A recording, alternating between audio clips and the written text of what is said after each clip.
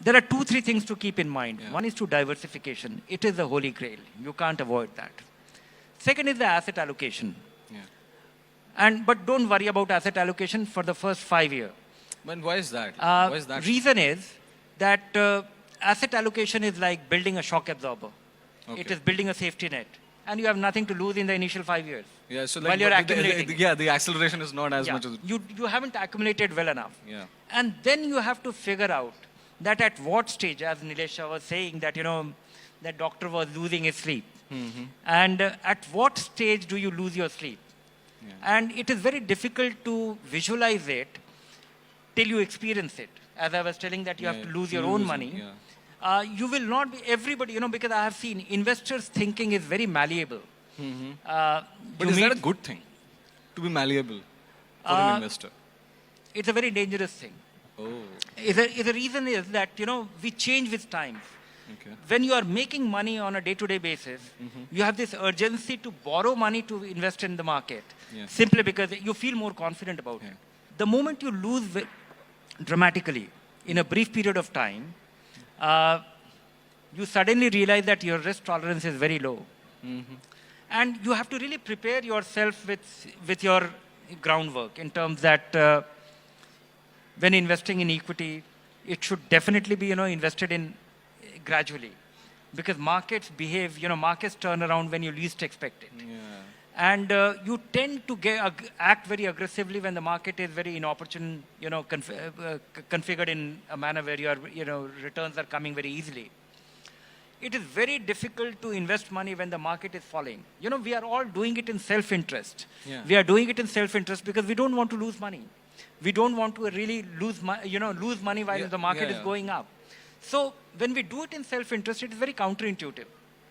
And the way it works is that unless you are there for 10, 15 years, at least 5 years at the least. So it's a long game. It's a long-term game. And initially, if you are able, so worry about asset allocation after 5 years. Make sure you are diversified.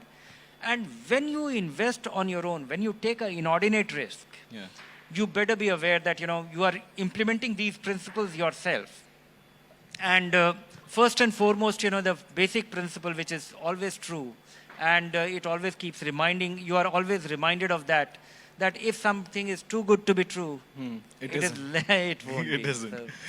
And the idea that something is too good to be true, it isn't, that brings me to this, this trend that a lot of younger generation is they are diverting their mind toward mutual funds because they have become aware of the economy, and it's a good thing.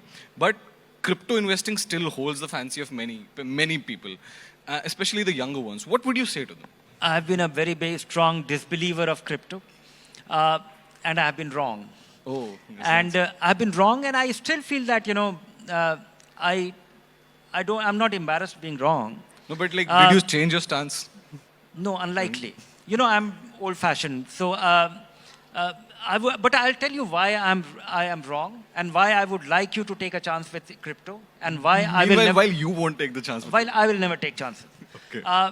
Because as I was telling you, that I'm a great believer of something which is underlying. Yeah. When you invest in a company, there is a company. Yeah. When you invest in a bond, when you buy the government bond, or when you lend me the money. Yeah. It is written there that I owe it to the lender, this much rupee. Yeah. Crypto is something which has been invented by somebody.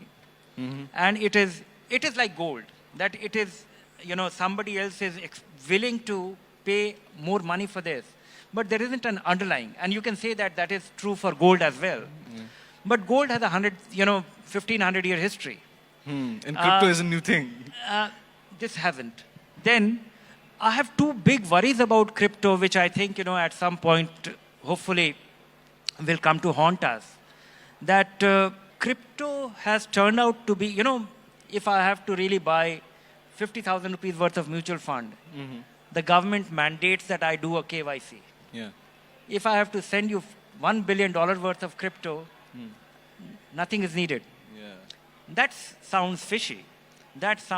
And that is why the drug cartels, that is their primary mode of transaction. That's one.